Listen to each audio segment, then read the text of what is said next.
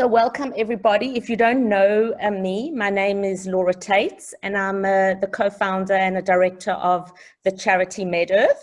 And we're hosting this evening to give Sayo the opportunity to share his inspiring and amazing story with all of you.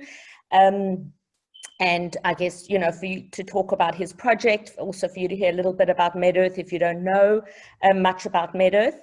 On the call, all of our board members are on this call as well. So they, everyone in our community, in our family, on our board is really committed, obviously to MedEarth itself, but to our partnership with Sayo and his project.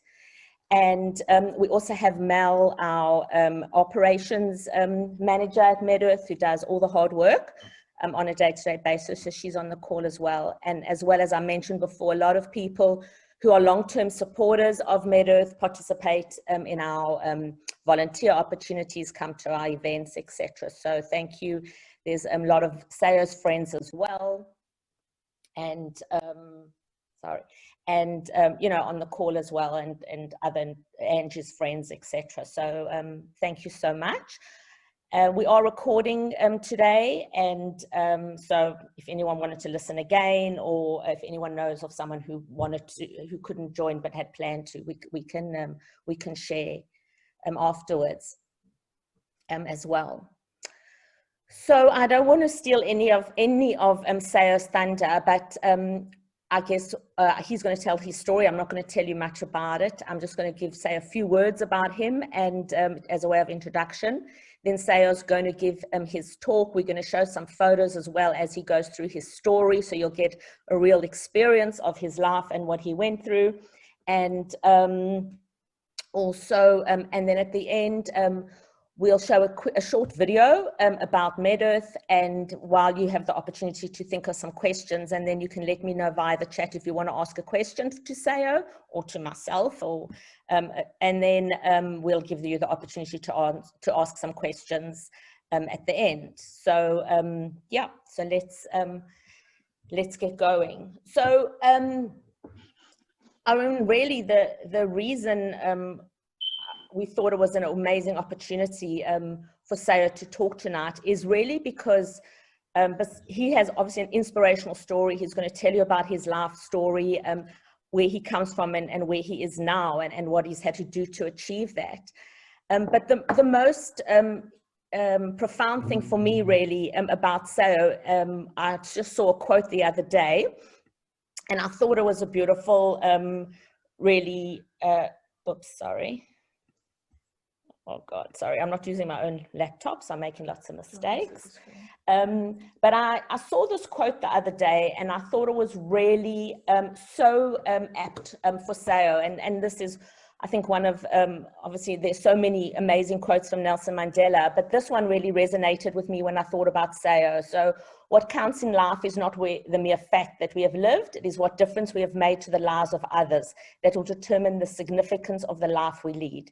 And I really think that that's really is all I want to say about Sayo. He'll tell you the details, but he has taken that mantra really and said, well, you know, I've had to get through tough things in my life, but that's not good enough. I want to then help other people and help other people have a better life.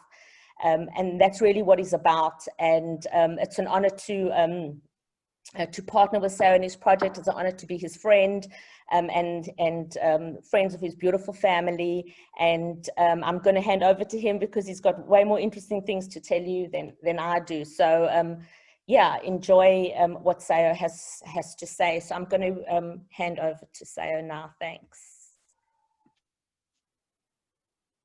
All right. Thank you very much, Laura, for that background introduction of myself. I really appreciate that. Thank you very much. All right, I want to thank every one of you for the kind invitation given to me to tell you about my story this evening.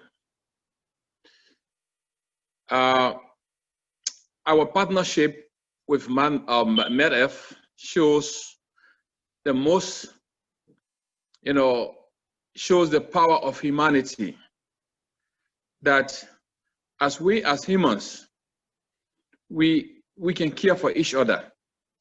most especially for the vulnerables in the community or in the society. Thank you all for showing up this evening. And you have given me the hope that I can achieve my goal with you.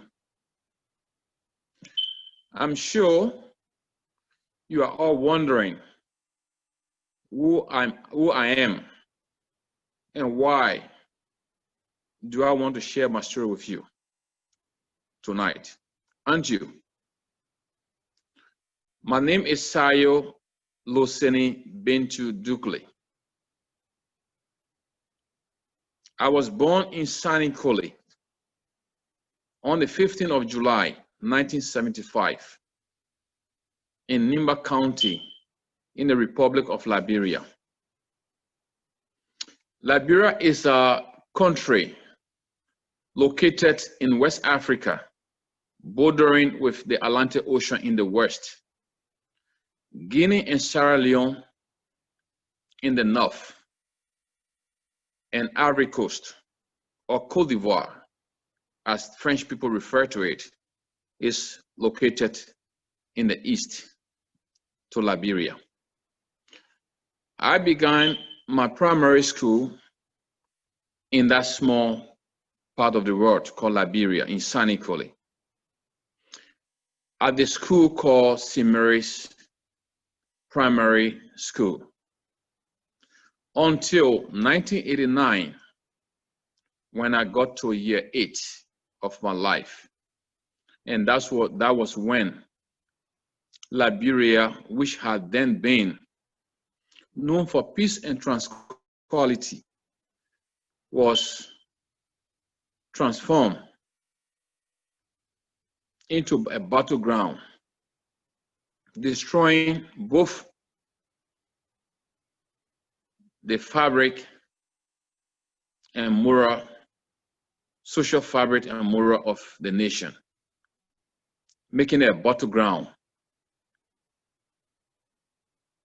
And then the peace and tranquility of this nation were substituted with hierarchy and lawlessness, which pushed people of all persuasions to the edge of survival.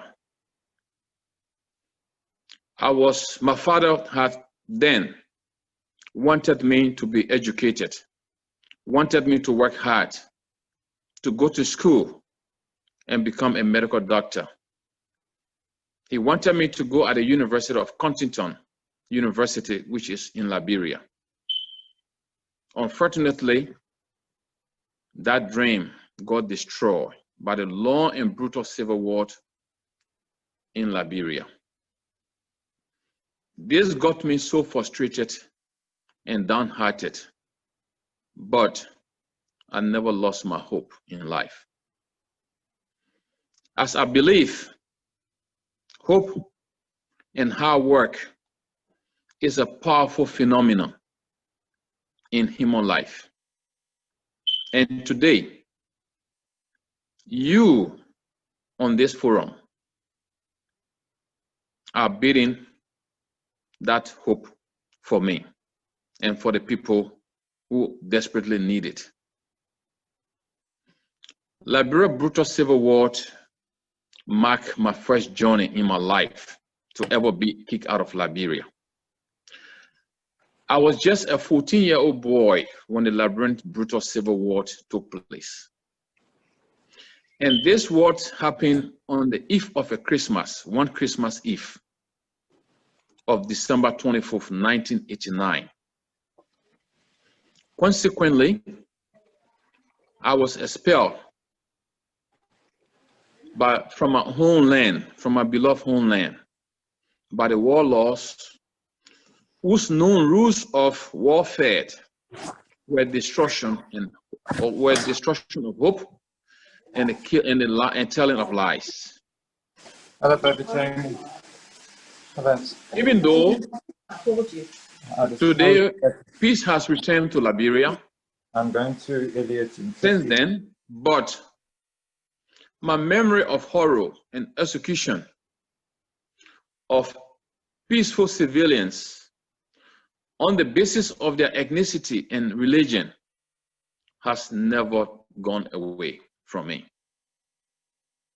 The Liberian Civil War went from 1989 until 2003, which is about 14 years of civil war, causing nothing but brutalities, atrocities, destruction of life and property. The Liberian Civil War finished in 2009 after a series of peace negotiations. For the first time in history as a nation, we were forced to exit our beloved motherland, and just to avoid being killed by the rebels. After several weeks of trekking by foot in the very thick and fearful jungles, in thick rainforest, I was later reunited with my mother in another country called Guinea, neighboring Liberia, with my siblings. As during the war took place at night when we were sleeping in bed, when the rebels attacked my hometown, Dukuly. And this is how we got separated. We all went our own way.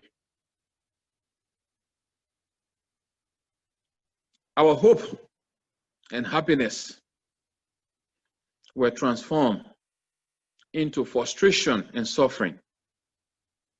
Our properties were destroyed. Our loved ones, like my father, my elder brother, were brutally killed in that war, including friends and family relatives.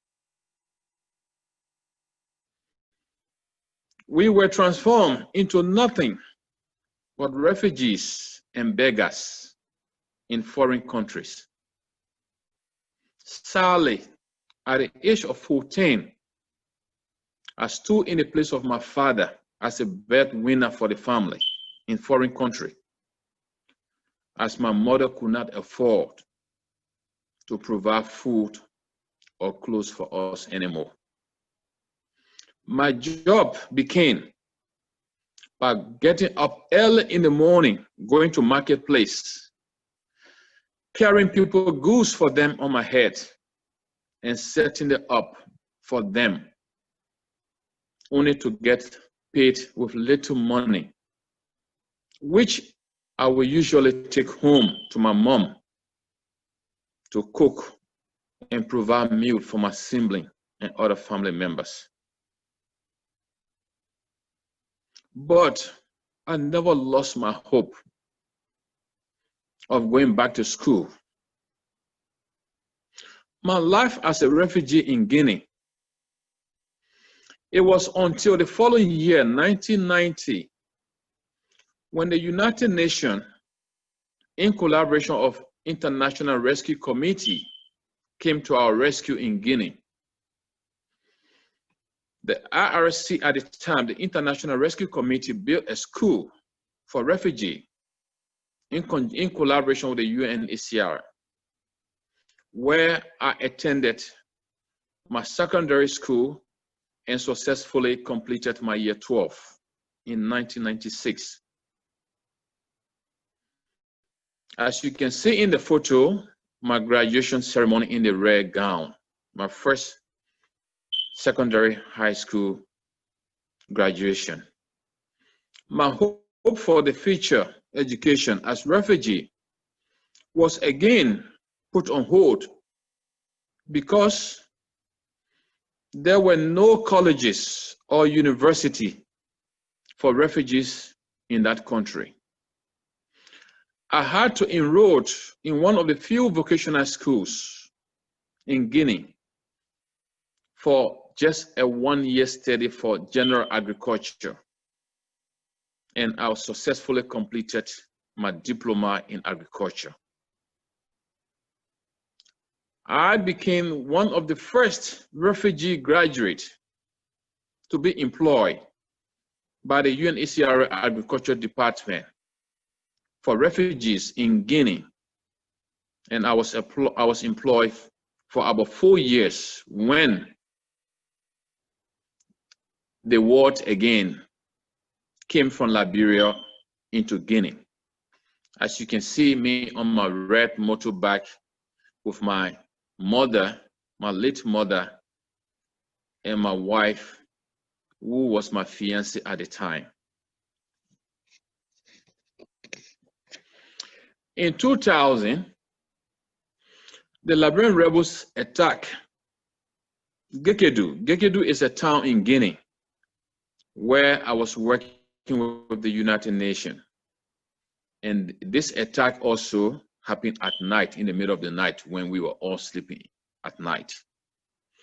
This created another political instability in Guinea, causing a lot of tensions between the locals and the refugees in that country. As a result, we became targeted. And we dared not to come out or fear to be killed. I was just married to my wife 3 months before the attack. We had no choice again. We had to run again for our life, entering thick forest, finding places for safety. This put my life at risk more than ever before. Because Charles Taylor and his rebels were still targeting and killing Mandingo people and Muslims. And I belong to this particular group as a Muslim and as a Mandingo. My life was put in danger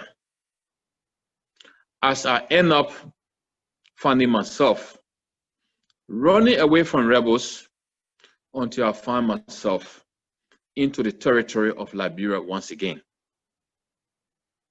My life was put in a very serious danger back then.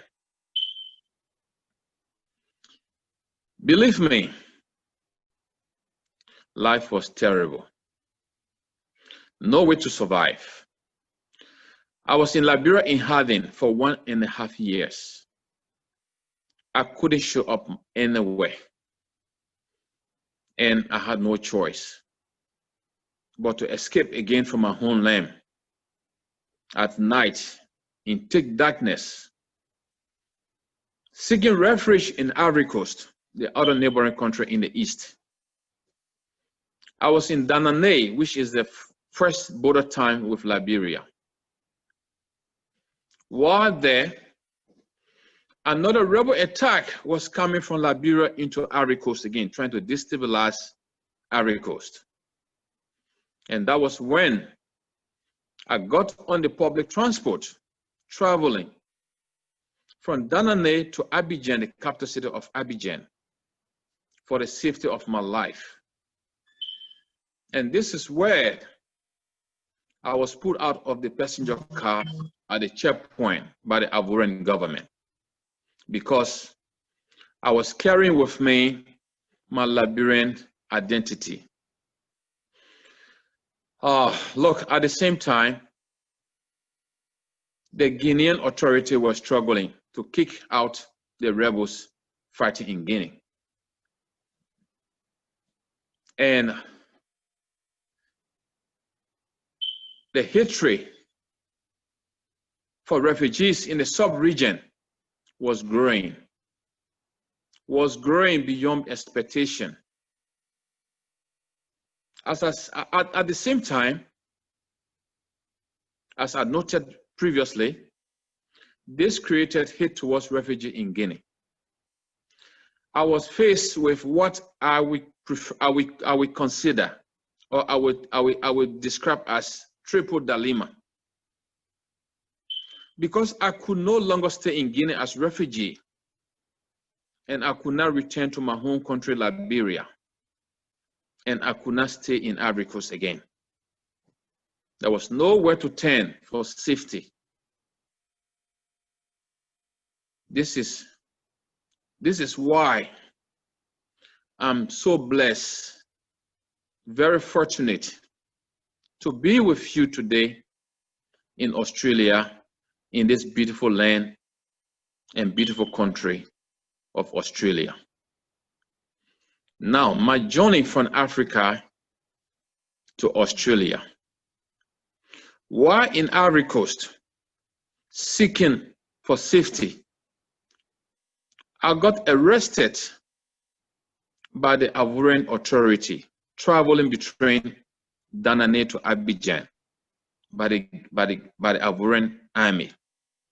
I was put out of the public transport because I was found with my Liberian identity. Now they mistakenly took me to be one of the rebels for Charles Taylor, who has come to destabilize Ivory Coast. I was beaten up, jailed for weeks, which resulted in a permanent damage in my left ear as I'm speaking to you today. I was in prison, and one day there was a man who came to see the police office, the police commissioner. He met me praying, performing my daily Islamic prayer under the tree. This man walked to me, asked me for my name, sat next to me, and asked me why am I in the prison. I explained to him that I'm from Liberia. I'm a refugee. I was traveling between Danane and Abidjan because Charles Taylor rebels are coming into that place to disturb, to terrorize Ivory Coast. And I want to escape from them for my own safety. But unfortunately, I was arrested by the army and put into prison, as you can see me. This man was so kind, and he had a very great fear for my safety as well. He told me, all right, I heard your story and I couldn't stop crying. He also cried with me. He left me sitting there and went back to the police office, to the police commissioner. And he came out again after a few, maybe 30 minutes or 40 minutes, he came back to me. And he said, I have helped to release you from prison. I couldn't believe it. He rescued me from prison on that day. And he said, I'm going to take you out of here. You have to come with me. All right. At this time, my fear was just skyrocketing. He's taking me to where? I got no idea. He said, come with me and I will look after you.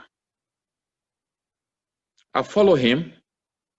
They gave my shoes, they gave my identity back to me, and he took me to his house. I was there for 5 days with him. One day, he came very unknowingly with a passport in his hand, asking me, you take your bag and I'm going to take you out of this place. We went to the airport. He drove me to the airport, put me on a flight, gave me the passport with my ticket that I've arranged for you to go to New Zealand, where you can go for safety. He then put me on a flight and I didn't see him again.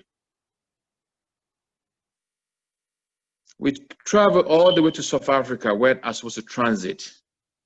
I transited in South Africa for 4 days. This happened in 2002 in December, towards the Christmas period. Early January, I continued my trip for New Zealand. Very first time traveling a long distance flight in my life. away from home, away from family members, having no idea of where I'm going. I had no idea of New Zealand, but just traveling. From Johannesburg, coming all the way 13, 14 hours on the flight. My worriness was growing. Panic attack, very scared. And I couldn't cope any longer. And I said to myself, I wish I can stop here and get off this flight. And this is when I was very, very sad and regretful of this journey, that why am I going too far away from my family? Asking myself, am I going to see my family again? The anxiety, the panic attack, the stress, the sadness were growing immensely in my head. All right, I was so scared and anxious. And I said, I would like to stop. I would like to disembark at any stop or any stopover, as I couldn't continue to travel again. All right, as we reached to Sydney International Airport, I quickly disembarked, declaring myself as a Liberian refugee at the hands of the Sydney International Immigration Checkpoint at the airport. My thinking at this time was hugely affected by the executions and horror I've gone through in my home country. As a result of fear, I got myself declared at the airport. When I got at the airport in early January in 2003, I was using a passport which carried the name Duke Jefferson, which was not my real name. And I had to tell the immigration that my real name is Sayo Dukuly, and I'm running from persecution in my country. I declared myself as refugee. When I got at the immigration office, they took 7 to 8 hours. We arrived in the afternoon hours on that day. And they took me into their office and interviewed me for 7 to 8 hours of discussions, of interview. And at that time, they also mistakenly took me to be a Nigerian national. Because of my complexion, because of my height, they thought I'm from Nigeria, thinking that I'm carrying drugs on my body. And what they did was, they asked me if I want to eat or drink. And I refused. I said, I'm not hungry at the time. And they put me in a cell to monitor me in the cell. And after a few hours, I got hungry and very thirsty for drink. I pushed the buzzer for help. When I rang the buzzer, they came and opened the door, asking me for what help I need. I said, I want something to eat or drink. I'm very hungry. I'm very thirsty. And I asked for a halal meal. And instead, they went and bought me a burger, chips, and a cooked drink. And I only took the cooked drink, as I could not tolerate any solid food at that point. I was very, very thirsty for drink, and I took the Coke. Again, they asked me if I want to use the toilet. I said no. and then put me back into the cell to continue monitoring me. Then after a short while, they came and got me out. And they informed me they're going to take me to Villawood Detention Center, which I had no idea of as well.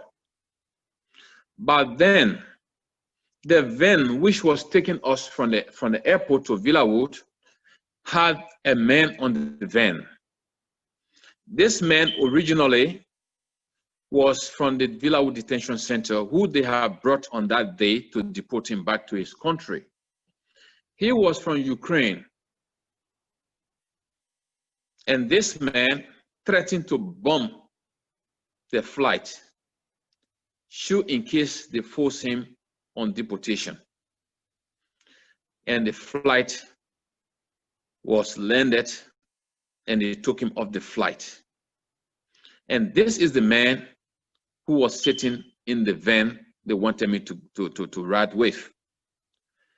And I was very terrified, sitting with someone, forcing me to get on the van with someone who has threatened to blast the entire flight if the plane departs with him. I was so scared. I was very terrified. And this became the very worst experience of my life as well, because sitting with someone who threatened to bomb the flight, and I thought to myself, this is going to be the end of my life, as I'm not going to see my family anymore. Because if this man blasts or bomb this van, that will be the end of my life. And all I was thinking of was instant death. Throughout the ride from the airport to Villawood Detention, I was in tears until we arrived at Villawood Detention Center.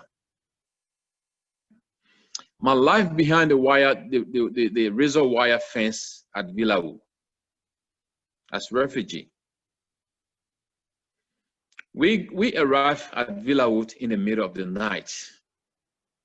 And all I could see around me were tall buildings, long razor wires, and lights everywhere surrounding me, which increased my anxiety and fear and my panic attack. After a day in Villawood Detention Center, I saw a man coming to me, asking for me in the detention center. And this man turned out to be a government lawyer who has come to interview me. At first, they have asked me if I have money to take my private lawyer. I said to them, no, I'm a refugee, I got no money on me. And that's when they assigned the government lawyer to me to come and see me. And in the first instant, I didn't trust this guy. I consider him to be a spy on me. And I thought he's not going to do my job fairly. And he reassured me his name was Brian Jones. Brian Jones was his name as a government lawyer who came to see me at Villawood Detention Center. He kept reassuring me to trust him and invest my trust in him that he's going to do my job for me. I later agreed, and I opened up to him, and we started conversation. He went on to interview me. At the end of my interview, Brian Jones told me, Sayo, I can see the light at the end of the tunnel for you. I said, why? He said, your case is one of the few best cases I've ever come across from refugee sector, who has a very unique and very pitiful story. And I believe you'll be out of this place. This guy told me this. This gave me a little bit of hope, but I did not stop worrying. it did not stop my panic attack. But in the end, he did a very fantastic job. My depression was an additional, because the immigration department refused to come down to see me face to face, and they decided to do video conferencing with me, which I opposed to my lawyer. The reason was I've never had any video conference in my life. And my lawyer told them, can you please come down to see my client? He's very distressed and he doesn't believe in video conferencing. And the lawyer, the immigration said, they are very busy. The distance to travel from the city to come to Villawood in the peak hours is so hectic, so they would prefer video conferencing. All right, the first video conference was organized. Unfortunately, the electrical equipment, the video, or the piece of equipment they used to do the video conferencing did not work, stopped automatically, and my job was postponed. And I was taken again back to Villawood detention, adding up to my depression and anxiety.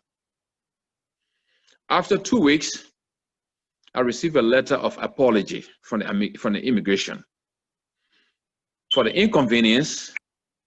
And again, a second video conference was organized, which I also opposed to. And my lawyer was so furious. He got back to the immigration and told them, can you please come down and see my client? He doesn't believe in video conferencing. Yet still, the immigration did not listen to Brian Jones, and they continue with their plan. The second organized video conference as well became a failed one as well. And this is where I cried and cried and cried and cried unmercifully. And my lawyer made numerous of phone calls in my presence to the immigration department, expressing his frustration and anger as well. And I was put on the van, taken back to Villawood. After a couple of weeks, I received second letter of apology from the immigration department. And what I saw after 3 weeks was they had arranged a Mandingo interpreter to come down with the immigration team to come and see me and do another face-to-face interview with me. At this point in time, the immigration was doubting if I'm from Liberia. And in fact, if I belong to that ethnic group, Mandingo ethnic group. So because of this, they came down with a man from Gambia. This is from West Africa. And Brian Jones, my lawyer, was also part of the team. When they came down, they asked me in Mandingo. And the interpreter, whose name is Mr. Maka Kurubali, this brother just passed away last year in Sydney. May his soul rest in peace. And this guy had a visit in my country before the Liberian Civil War when he was a student. This guy asked me about the capital city of Monrovia. And he told me where he was living. And he used to live in the suburb called Secretary Avenue. And I told him everything about where he was living, Secretary Avenue, which was named after the Guinean former president, Secretary. And I was able to describe the whole region of where he was living in Monrovia.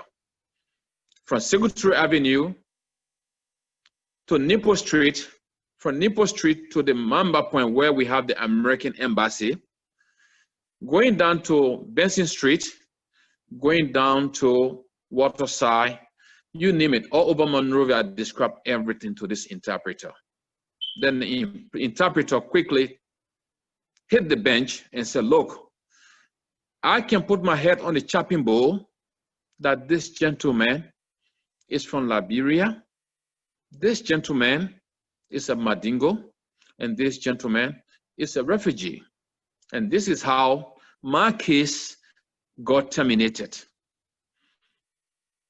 Once the interpreter made that comment to the immigration, to my lawyer came up and said, I sell it, there's no doubt that this guy is a Liberian and this guy got a very genuine case. And now he's been kept in detention for so long. And he expressed his frustration very well. And after a day or two, they took me out from Villawood detention, took me somewhere in the city, on the van that I could not even see through. I could not see outside what was going on. They took me to a medical center for medical checks. After my medical checks, they took me back to Villawood on the van. And I think after a day again or two, they released me into the community, giving me a visa called temporary protection visa. This temporary protection visa came with a condition that if the Liberian Civil War finishes within that time frame of my visa, within the 3 years visa given to me, then they got no choice but to deport me back to Liberia, as Liberia was free of war. That was the condition. Having heard all of what I've gone through, giving me such a visa, that also added to my depression and my anxiety. As I have no hope in Australia, my future was bleak and uncertain with this 3 years visa. I've been released into the community, but I'm working with stress day and night as my future was not certain. My life outside Villawood Detention Center. When I left the detention center, I was hosted by the office called House of Welcome in Sydney. And they gave me 3 weeks of accommodation to stay until I can find somewhere permanent to move within that 3 weeks. At the end of my 3 weeks, another church organization called Church of Christ at Pendle Hill in Sydney, they also extended their helping hand to me. They took me and put me in one of the accommodation, very subsidized house. And on top of that, they gave me a full-time job at their second-hand clothing factory, where I was working as I continued to look for my family back in Africa. And after 11 months of work, struggling, trying to find out how can I get in touch with my family in Africa, I came across the Australian Red Cross Society, who helped me to locate a childhood friend back in Africa who was able to relocate my mother, my wife, and my children and my siblings for me. And I continue to work hard to keep daily bread for them while I'm here on the temporary protection visa.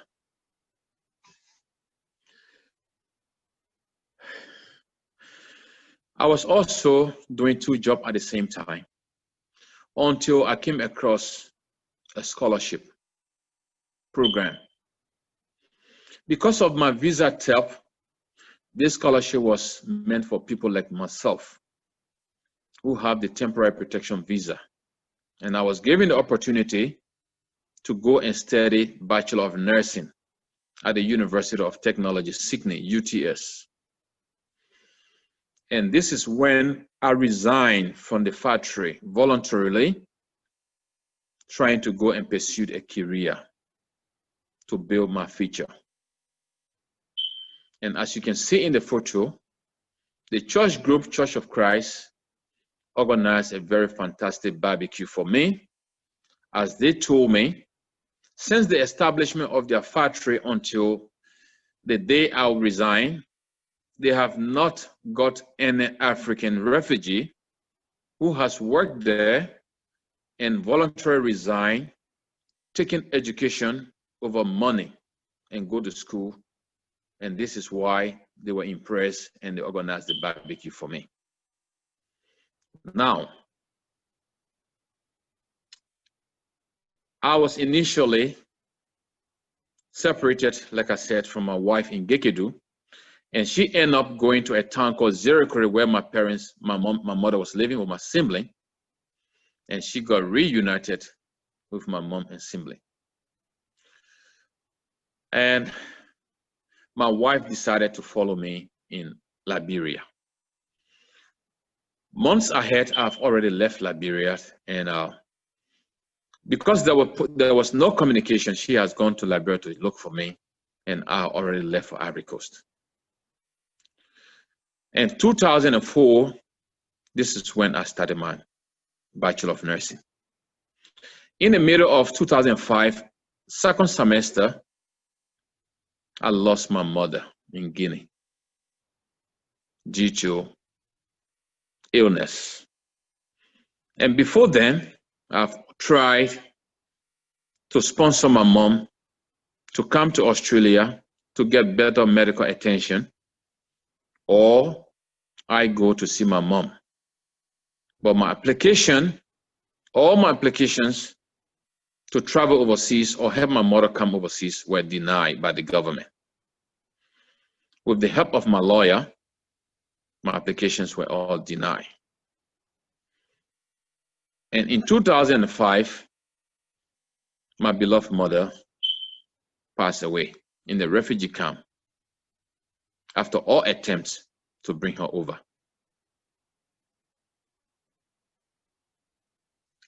At this point in time, I was preparing for my second semester's nursing exams when the sad news came to me on Sunday, 5 a.m.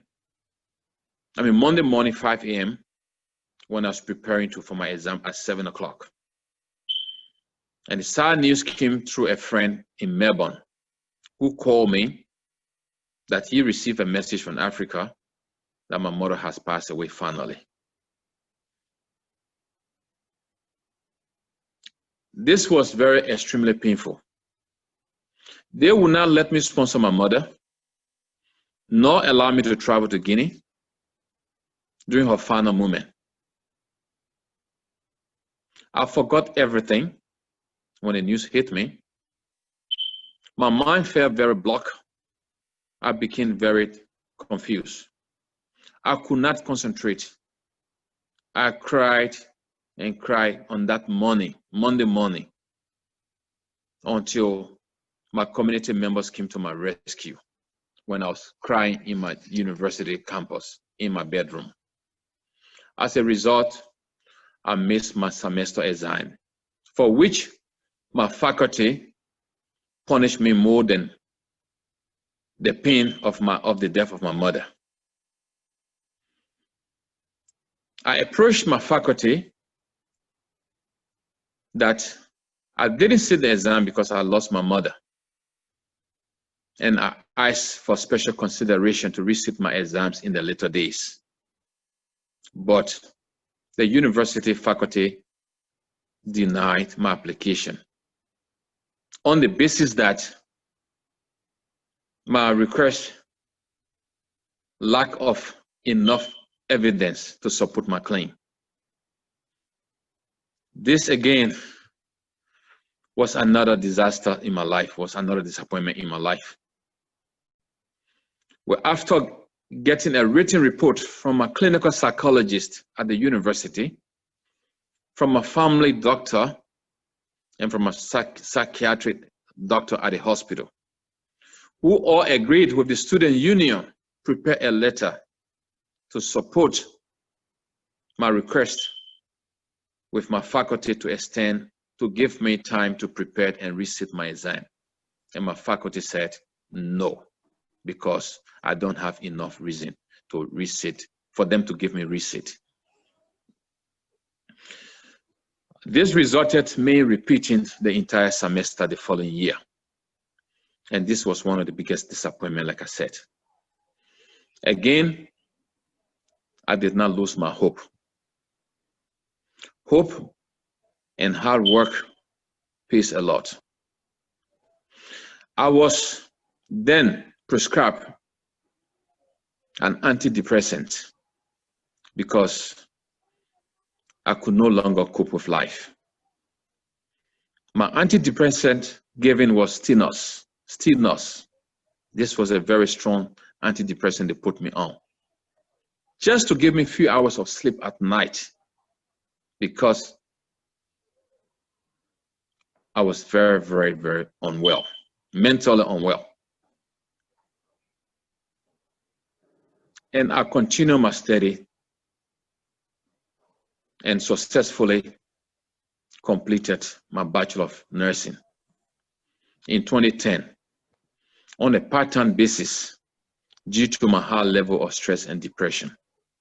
And as you can see in the photo, my graduation ceremony in 2010. As I was, at the same time, I was battling depression as well. In 2007, I was able to bring my wife and my 2 kids over in Australia. This was the result of my hard work and hope. I was able to cope with my depression as a result of my beloved mother and other family members. As one day, I was talking to my mother on the phone, on telephone conversation, when my mom called me and realized that I was sleeping. And she said in my language, in our language, Madingo, Mvatoma means my father's namesake, as I'm named after her father. I said, yes, Mom. Are you sleeping in the middle of this hot sun, in the hot day? What's wrong with you? Why are you sleeping when your friends are out there working? And you are there making yourself lazy, lying down in this time of, at this time of the day. What's wrong with you? Are you sick? First time I ever opened up to my mom to tell her what I was going through, as I didn't want to add more stress to their life as refugee.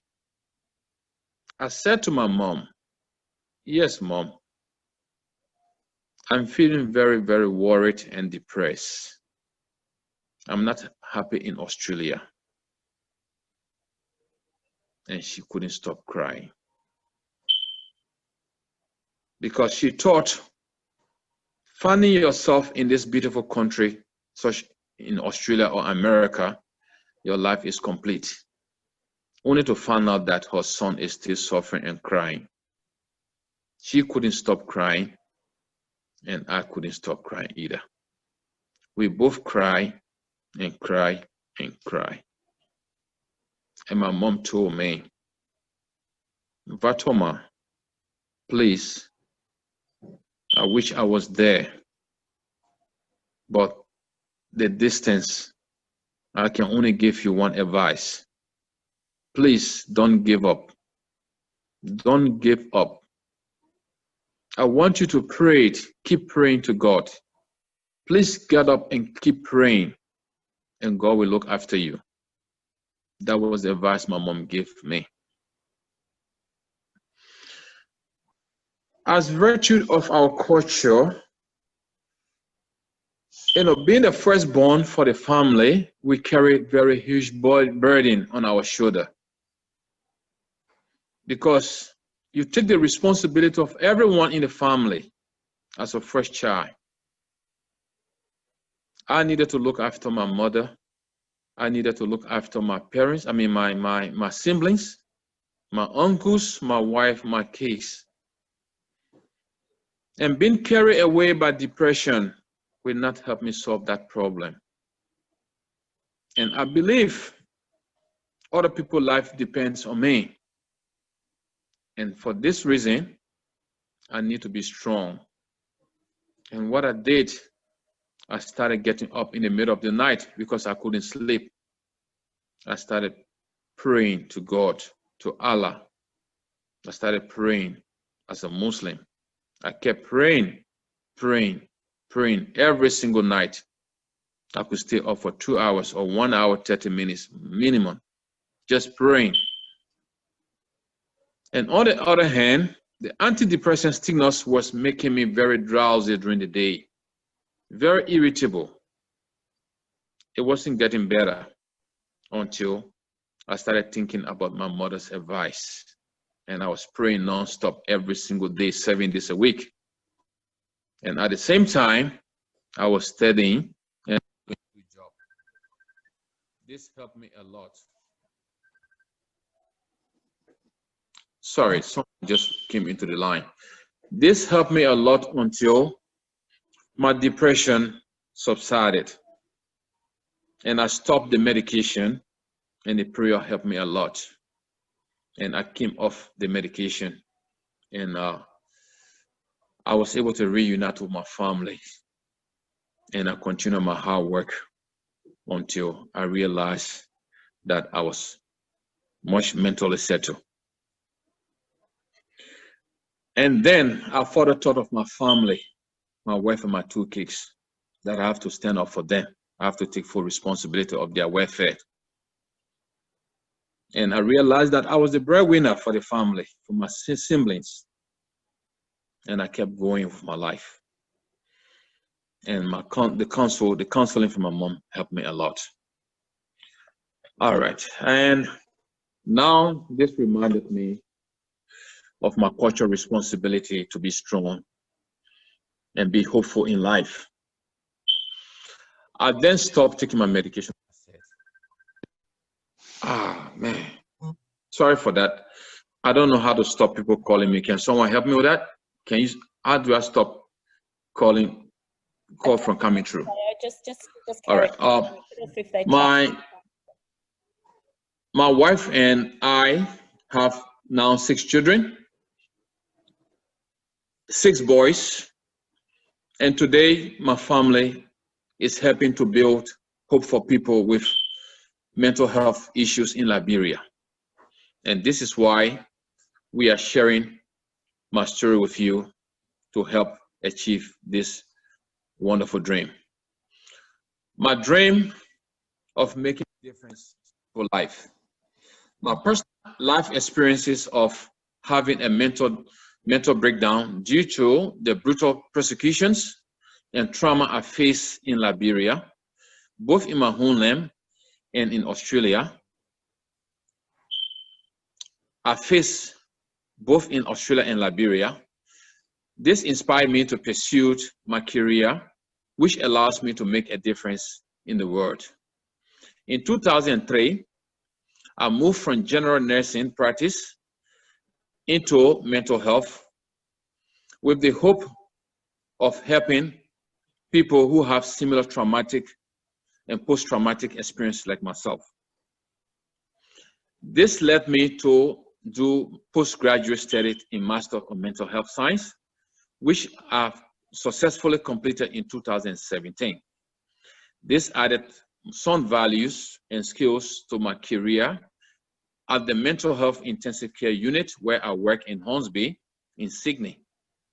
My life experience and study also led to my wanting to help people in Liberia who suffer PTSD as a result of brutal civil war and Ebola crisis.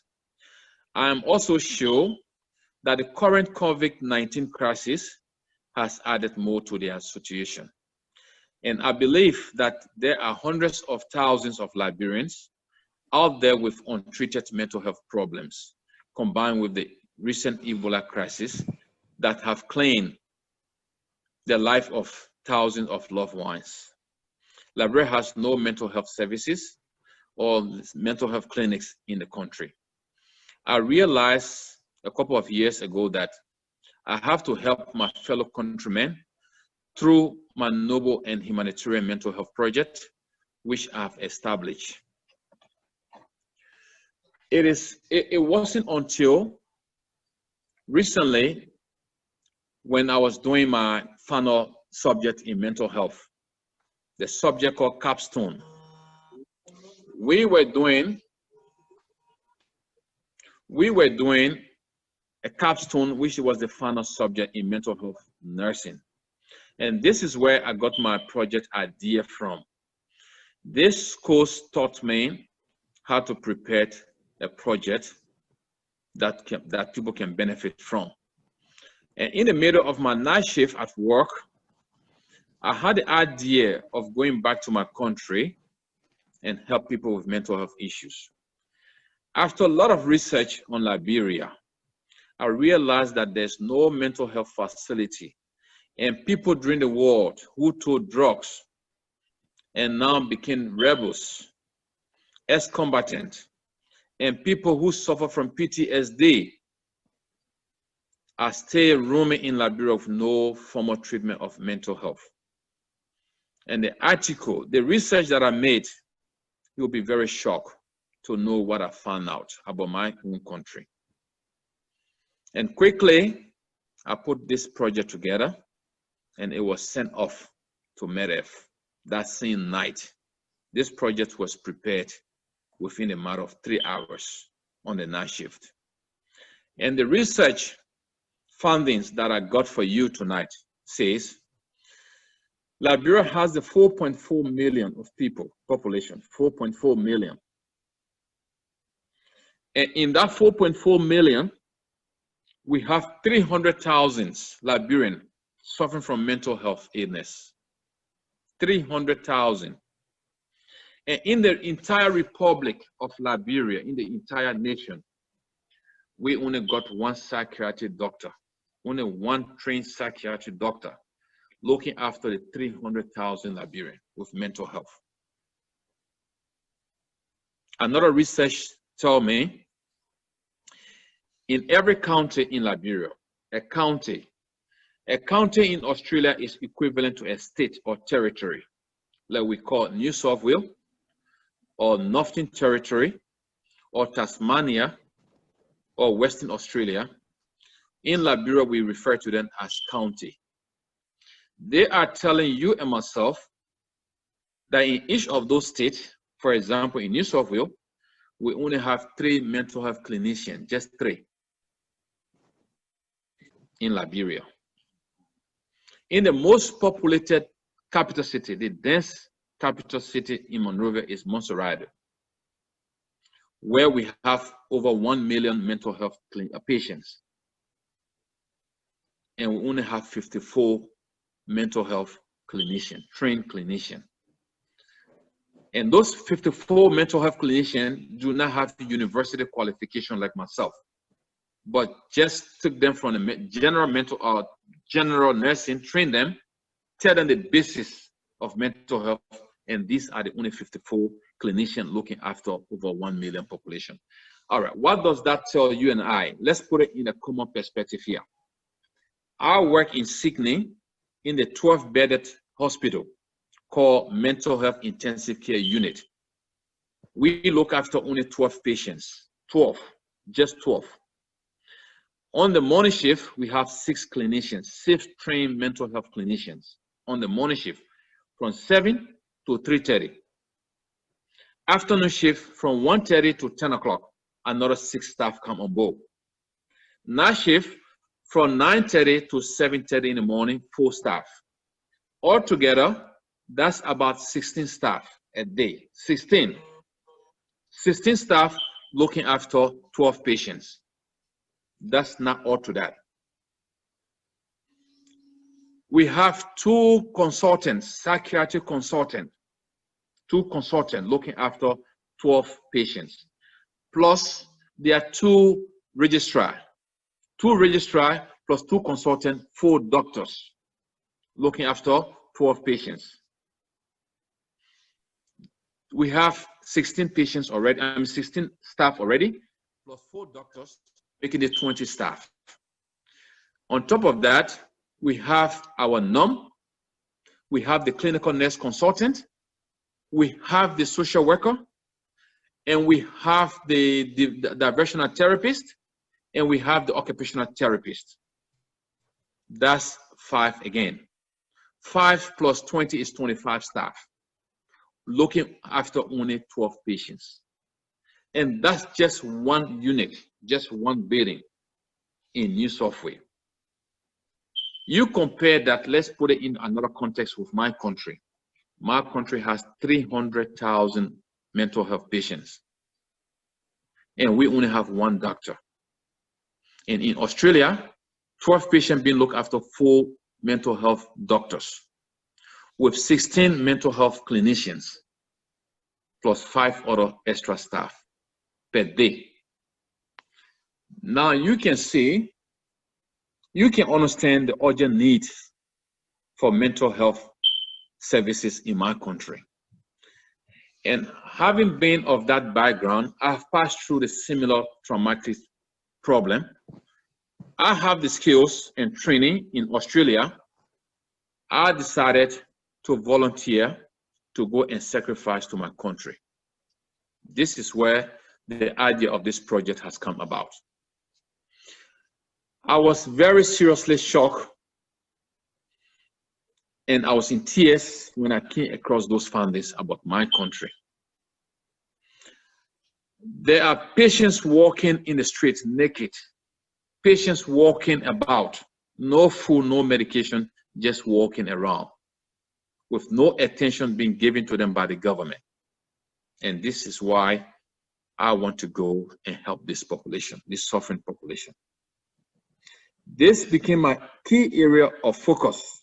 And in no time, my project was prepared and it was emailed to MedEarth. I came across MedEarth on a Google search. I had no previous experience or idea about MedEarth. Google them, search, came across them, sent them a project at night shift. In the morning, they quickly respond to my project. But by then, I was sleeping in bed. I didn't check my email until after 2 days. And I quickly responded, and they said they can help me. My project is a very good project.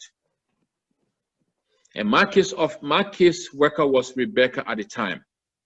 She had a very great sense of humor. She helped me a lot. MedEarth has not just been outstanding sponsor for my project, has been a very outstanding sponsor for my project from day one.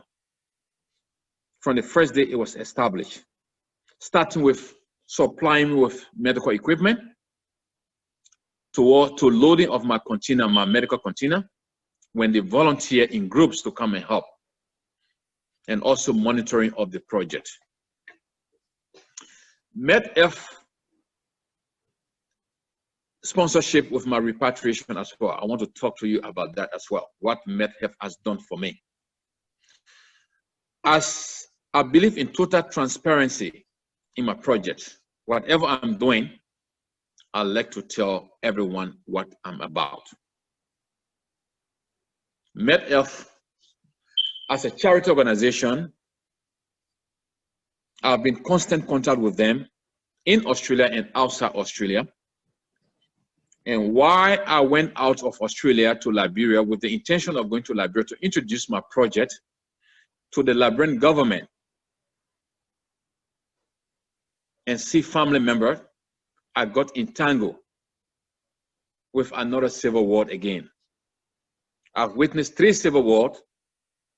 After 20 years of living in peace and tranquility in Australia, for the very first time to ever visit Africa, I went again and bordered with another civil war in Guinea. And I did everything within my power to escape, to leave, to get to Liberia. But unfortunately, the COVID-19 crisis has started and all borders were closed. I did all attempt to get out of that war zone in Guinea. I could not get out until I cried again, reaching out to MedEarth. MedEarth helped. They came to my rescue. This was in 2020 March. March 2020, this happened, where I witnessed people, their bodies in the street, seeing people with blood, escapees, blood running down on their faces, bodies, escaping for their life. And as much as some of those escapees running away from war, coming into the compound I was living, and I hosted some of them. And this brought back my memories, my traumatic memories. I was in constant fear until I came across MedEarth sponsorship. MedEarth is not just a donor to me, but a savior. They help to repatriate me. They organize my rescue from Africa back to Australia. MedEarth organized my rescue from Guinea to London, through Doha, Qatar, and through to Australia. After a long, outstanding discussion with Department of Foreign Affairs in Canberra, Canberra referred them to South Africa, and South Africa finally referred them to West Africa Consular in Ghana, where they were able to secure a seat on the British charter flight for me to get out of Conakry, Guinea immediately. And MedEarth has been supplying or helping people with life-saving equipments in the medical equipments, and also saving life as well as my life as well. I thank you for reuniting me with my family in Australia, MedEarth. Today, had it not been your help, I would have been stranded in Africa by now. And I'm very happy to pronounce the official name of this project to you tonight. Today, I would like to inform you that the project which we are launching tonight is called Sayo Mental Health Initiative for Liberia. Sayo Mental Health Initiative for Liberia, with the acronym SAMHIL. SAMHIL is the acronym. It's SAMAHRL, SAMHIL. And the website will be launched very shortly. After all the legal documentation is finalized, the website will be launched, and Laura will be letting every one of you know about it as soon as it is ready. And again, before I wrap up, I would like to thank people who contributed tirelessly to achieving this goal. First, I would like to thank my beautiful wife, Hawa Dukuly, for her contribution, not just to me as a husband, but looking after my boys. I thank her for her hard work. She's been there 100%, and I promise that her hard work will never go unnoticed. I love you, baby. I would like to thank my Liberian community for their support when I was in the Villawood Detention Center. They visited me. They used to bring some African food, which I used to eat, and they kept visiting me until I got released. I would also like to thank the House of Welcome. I would like to thank the Church of Christ at Pendle Hill. And also I would like to thank few dignitaries here, Judy Hunt, Ian Anderson, the Deputy Director of Sydney Institute, Dr. Adam Zed, my family doctor, and also I would like to thank this brother, may his soul rest in peace. He's not with us tonight, Mr. Maka Kurubari, who was my interpreter at the time. And I would like to give special thanks to a gentleman called Alan Wolf. Alan Wolf has a travel agency in Sydney. It's called Bay Travel in Sydney. Alan Wolf did a very fantastic job for me. He booked my plane ticket from London to Qatar to Sydney, just on a very short notice after Laura has got to him. And he was very, very immediate in his work, very effective, and his service and kindness were very outstanding. Thank you very much, Alan and your team, for your prompt response to my rescue. Also, I would like to thank my MedEarth family. I would like to thank Rebecca Trong, my first case manager at MedEarth, and Laura Tees. Laura, thank you very much. Look, my words are inadequate to tell you how much I appreciate you and your team. You, as a co-founder and director of MedEarth, thank you so much for your presence all the time, and thank you for your tireless contribution. And again, another lovely friend, Angelique Tosti, MedEarth supporter and Trials for Change ambassador. She's also amazing. Look, each and every member of MedEarth, look, are just equivalent. There's no one above the other. You are all amazing people. Today, I must admit that this project has been possible because of MedEarth. Each and every piece of medical equipment today with Sam Hill was donated by MedEarth. My repatriation from Africa to Australia was being organized by MedEarth. Family and supporters, many of whom are listening tonight, and I thank you all for coming on board. The Zone Forum that we are using tonight has also been organized by MedEarth. And MedEarth has also promised Sam Hill to donate another medical container after COVID-19 crisis. They have promised to give another medical supply equipment of a container after this COVID-19 crisis. And not only that, another nice fellow called Barry Baffo. Barry Baffo owns a charity organization called MAFO. And this gentleman has agreed, has promised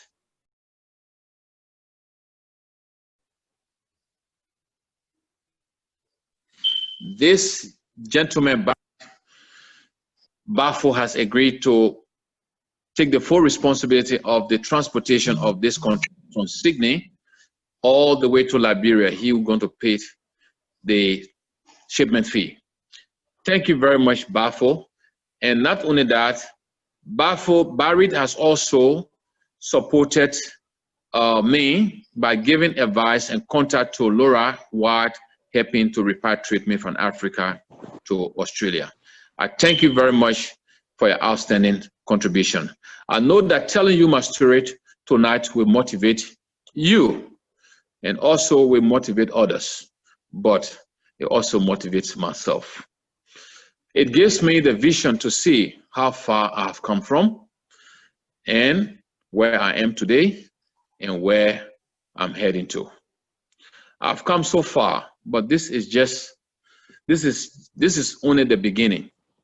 Recovering from war, trauma, and torture is a process of lifelong learning, choices, and challenges. Part of my recovery is establishing this project, a charity organization to help people with mental health problems in Liberia. But we need to help in our recoveries. We need to help each other in our recoveries. So I welcome my assistance. I will welcome any assistance I can get for this project, whether it is advice, pro bono services, monetary donations, medical items, food items, medications, clothing, shoes, etc., etc. I'm working on the website and the legal charity paperwork with Laura, and she will be getting back to you as soon as everything is well established, and she will let you know of the website and what to do next. Thank you for listening and for being part of my recovery tonight. Please feel free to ask your questions, but please, let's be mindful of any sensitive topic tonight, as you know, I'm still grieving from those trauma and atrocities I face in my homeland, Liberia. Once again, I thank you very much for listening and for being part of my project tonight. Thank you. Thank you very much. Thanks, Sayo. I'm lost for words. I mean, I've heard your story so many times, but I guess hearing the whole story tonight in this way, and everything that you've been through is even kind of beyond what I expected. So thank you. I know it's very difficult for you to talk about your life experience, but you do it because you've got a bigger goal in mind and you've got a big objective, and you're prepared to do that for the greater good and to help others. So thank you. It's been an absolute privilege to listen to you and to listen to your story. And I know people have been sending notes and saying how amazing you are, and what an incredible, inspiring story, and thanking you. So if anybody, I'd love to give people the opportunity to ask questions. So I think what's going to be easiest is if people just let me know, let me know if you want to type a question or you want to ask a question, and then I will relay that to Sayo and he'll answer it. Maybe in the meantime, while you do that and give people a chance to either type a question or whatever it is, I'm just going to show a short video about MedEarth and about our Trails for Change event. For those of who may not know, it's not very long, it's just about 3 minutes. And then we'll quickly get back to Sayo being able to answer your questions. Thanks. I just need to swap over to try and get this to work. And if someone can just send me a note to confirm that they can actually hear the video, I'd appreciate it. Sorry. Yeah. Sorry, I'm just trying to get this to work.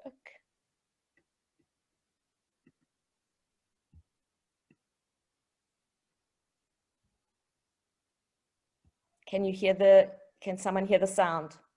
No. Okay. Yeah.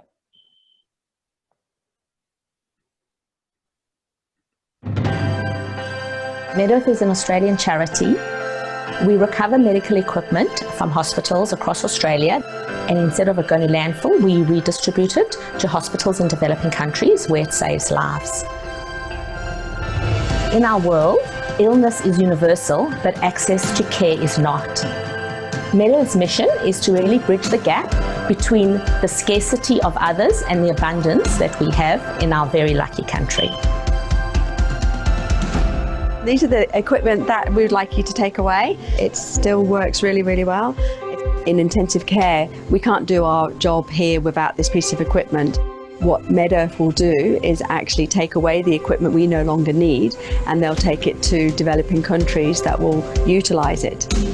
Many of the items that we have in our hospitals in Australia, we would consider basic medical equipment. But to hospitals in developing countries, these items are often not available due to lack of resources.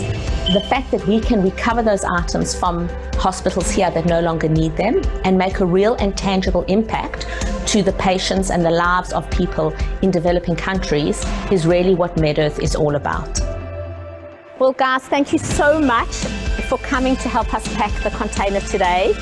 Each year, we recover about $1 million worth of medical equipment and store them in our warehouse until we find an appropriate home for them. We ship 50 cubic meters, that's 500 tons of equipment that is not in landfill in Australia. The last thing we want to do is create waste somewhere else. So we want to make sure that anything that we ship overseas is going to an appropriate home where it can be used for the purpose that it was intended. I like helping the kids overseas, so that's why I'm glad I'm here and packing stuff for the kids. To be able to be here today and to be able to pack up a container that is going to have such a massive impact to the lives of so many others is just amazing. When we send a bed, a ventilator, an X-ray machine, an anesthetic machine, even crutches or a wheelchair to the poorest communities in our world, it makes a tangible and real impact to people's lives. Working with MedEarth is so easy. There's no cost, and I would encourage anybody who has some equipment that they no longer require to contact them. It's an incredible organisation run by incredible people. We've been really proud to participate for the last 3 years in the Trails for Change and help them with the fundraising efforts. Trails for Change is a trail event which raises funds for MedEarth, which is a charity that has both a humanitarian and an environmental component to it. Best thing about being involved in Trails for Change and MedEarth is purely and simply around who you can inspire. Doesn't matter how little you are, doesn't matter how big you are, everyone can make a positive change in our world.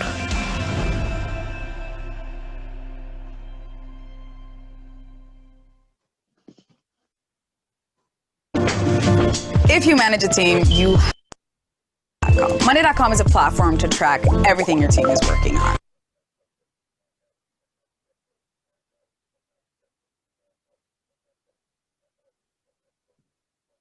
Okay, I'm just going to have a quick look and see what questions we've got.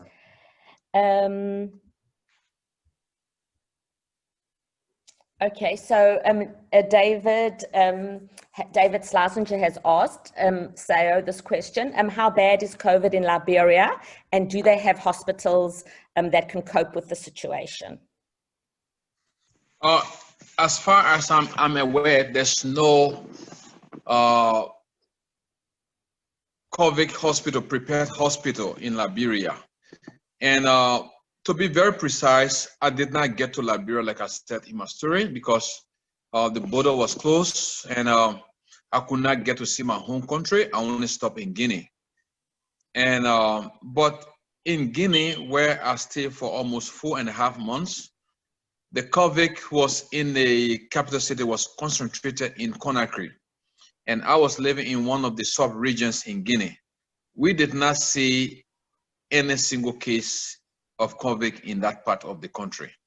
But we were hearing from the news that there are cases in Conakry, cases in Liberia, and I don't know how well they handle those cases. And if there were any cases, I believe there'll be no treatment. They are not prepared. Like from experience, Ebola crisis hit and it went out of control. It claimed the life of so many thousands of people. So I would imagine it will be the same case with COVID as well.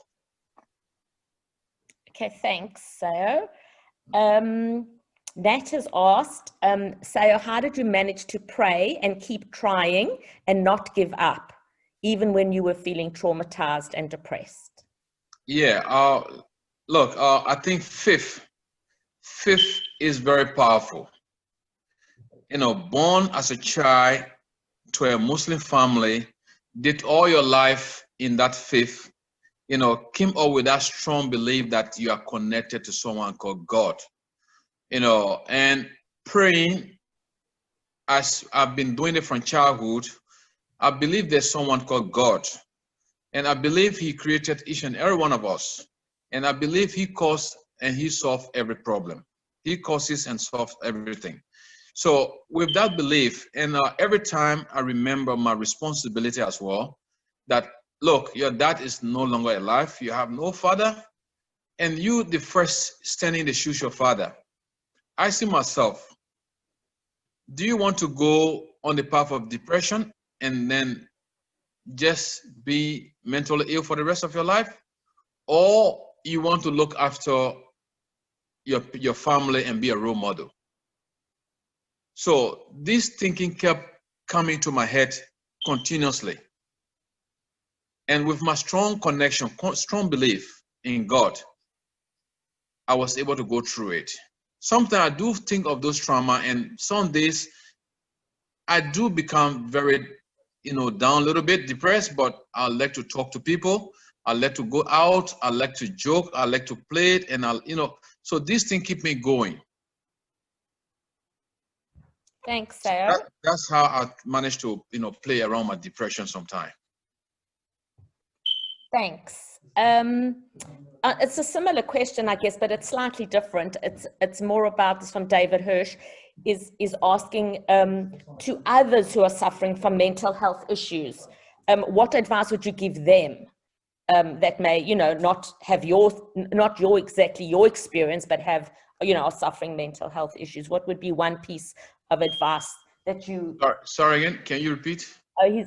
David's saying someone else who suffers from mental health problems, but not necessarily because of your type of life experience, or not necessarily coming from your experience. What one piece of advice would you give them, you know, to try and start their road to recovery? Or All right. First of all, you know, being in a Western country and being a mental health clinician, I'm not going to put religion first as my point, you know, as my first point of advice. I would say, look, come to hospital and seek treatment in the first instance. And on top of that, one of the key elements that I believe in life is hope. Is hope. Never lose hope. Today, you could be suffering from this mental health, but that's not the end of your life. That's not the end of, you know, things for you. And you can recover and become someone better. You can beat your mental health. So I always tell people not to give up and not to lose hope. All my mental health, you know, patients, I always say that in the hospital to them. Sometimes they come crying, depressed, you know, I want to kill myself. There's no point to live. My advice is no. I'm here to help you. Talk to me anytime. I'm here to help you, and you'll get better. If you stick to your treatment, you don't miss. If you don't skip treatment, you'll get better. So once I start talking to my patients, they regain their strength, and this is how I build my therapeutic relationship with my patients.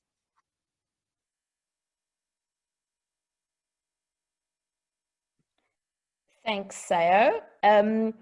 I've got a lot of messages here. People say, which we can talk about offline as well.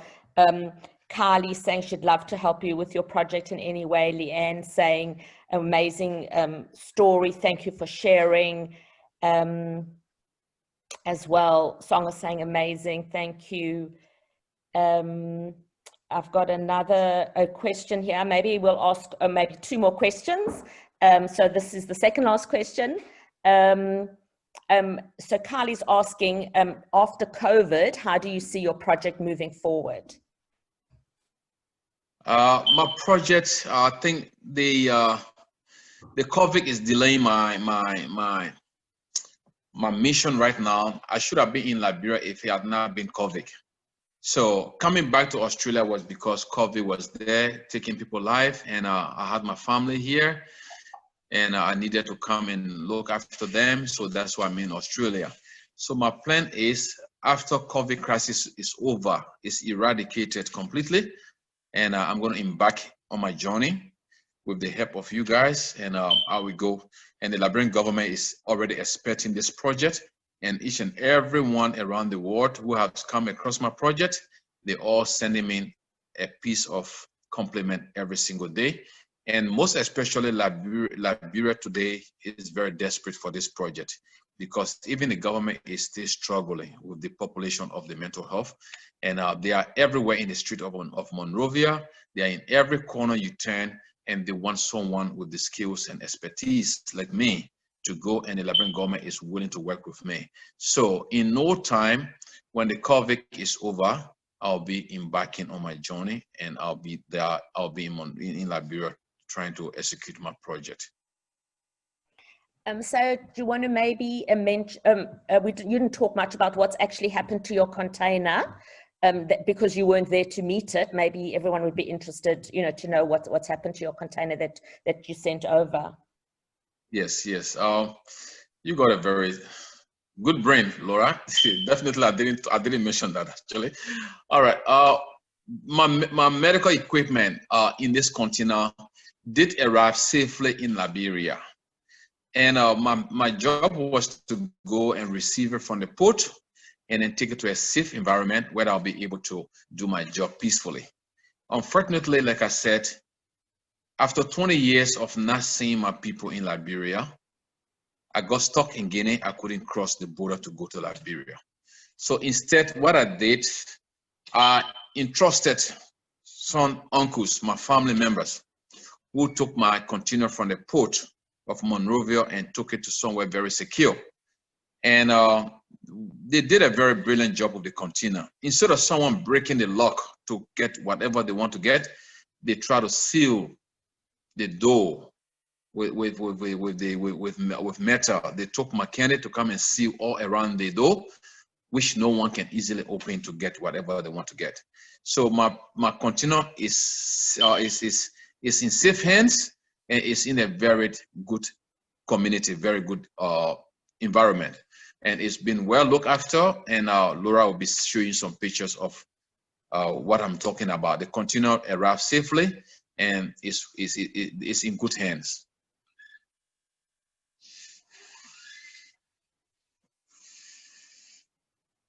Yeah, I can just quickly show you that. Oh no, wrong thing, sorry.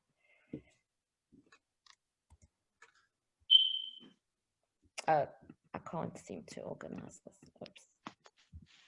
Oh no, sorry. I can't seem to show